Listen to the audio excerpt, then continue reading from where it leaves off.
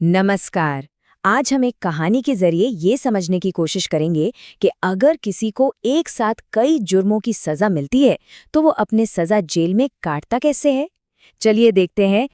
तो ये कहानी एक गोदाम से शुरू हुई थी। सुनने में तो एक मामूली चोरी की बात लगती है, लेकिन इसने एक बहुत बड़ा, बहुत ही पेचीदा कानूनी सवाल खड़ा कर दिया।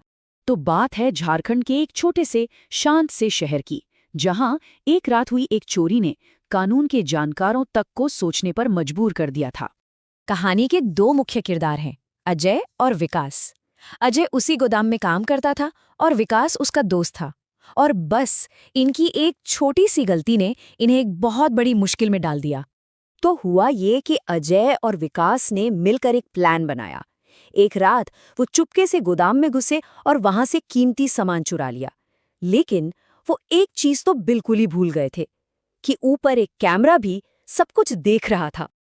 जैसे ही चोरी का पता चला, पुलिस मौके पर पहुंच गई और ज्यादा देर नहीं लगी। अजय और विकास सलाखों के पीछे थे। अब मामला सीधा अदालत में था। सच बताऊं तो पुलिस के लिए ये केस बहुत ही आसान था। क्यों? क्योंकि सीसीटीवी फुटेज में सब कुछ एकदम साफ साफ दिख रहा था।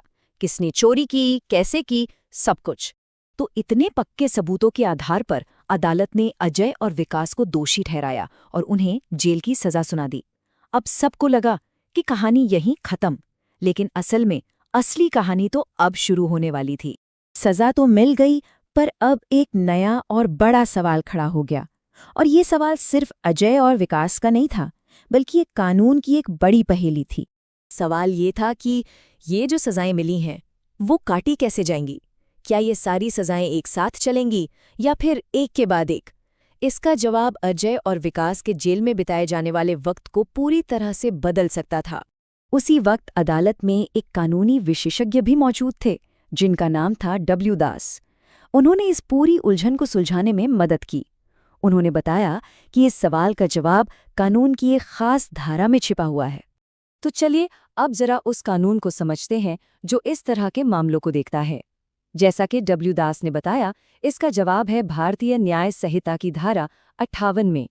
तो ये जो धारा 58 है ना, ये खास तौर पर ऐसे ही मामलों के लिए बनाई गई है जहां किसी को एक ही ट्रायल में एक से ज्यादा जुर्मों के लिए सजा मिलती है। यही धारा तय करती है कि वो सजा असल में काटी कैसे जाएगी। अब देखिए, धारा 58 के तहत अदालत के पास दो रास्ते होते हैं। पहला है समवर्ती सजा, जिसे कॉन्करेंट सेंटेंसेस भी कहते हैं। इसका मतलब है कि अगर मान लीजिए 2 साल और 3 साल की सजा है, तो दोनों एक साथ चलेंगी और अपराधी को कुल 3 साल ही जेल में रहना होगा। दूसरा रास्ता है क्रमिक सजा का, यानी कंसेक्यूटिव सेंटेंसेस। इसमें पहले 2 साल की सजा पूरी होगी और फिर 3 साल की सजा शुरू होगी, यानी कुल मिलाकर 5 साल जेल में। कितना बड़ा फर्क है। और हाँ, ये कोई अपने आप होने वाला फैसला नहीं है। कानून जज को ये पावर देता है कि वो केस के हालात को देख के, जुर्म की गंभीरता को देखकर ये तय करें कि कौन सा रास्ता अपनाना है, समवर्ती या क्रमिक। तो वापस आते हैं अजय और विकास की कहानी पर। उनके साथ आखिर हुआ क्या? चलिए देखते हैं कि अदालत ने उनके मामले में क्या फैसला सुनाया और क्यों सुनाया। अजय और विकास के मामले में सारे सबूतों और उनके अपराध की गंभीरता को देखते हुए अदालत ने ये फैसला किया कि उनकी सजाएं क्रमिक रूप से काटनी होंगी। और इस फैसले का सीधा सीधा मतलब ये था कि अजय और विकास को अब जेल में कहीं ज्यादा लंबा वक्त बिताना पड़ेगा, क्योंकि उनकी सजाएं एक के बाद एक चलेंगी, एक साथ नहीं। अदालत में जो लोग मौजूद थे, उन्हें अब जाकर ये पूरी बात समझ में आई। डब्ल्यू दास ने जिस आसान तरीके से समझाया था, उससे एक मुश्किल कानूनी पहेली सबके लिए सुलझ गई थी। आखिर में डब्ल्यू दास ने एक बहुत ही जरूरी बात कही। कानून सिर्फ वकीलों और जजों के लिए नहीं है।